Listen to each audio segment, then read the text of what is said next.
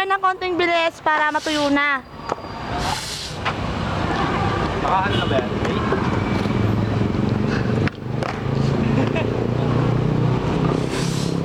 Ano nga dyan? Paisman. Ako nga pala si Juman, ang may-ari ng spot. Celtics, Juman, Coco, aka Coco. Bakoko.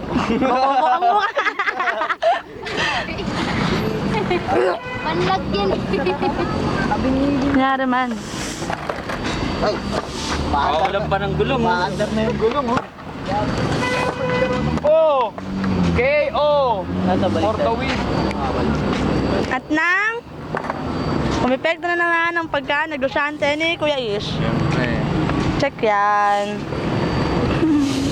Aya.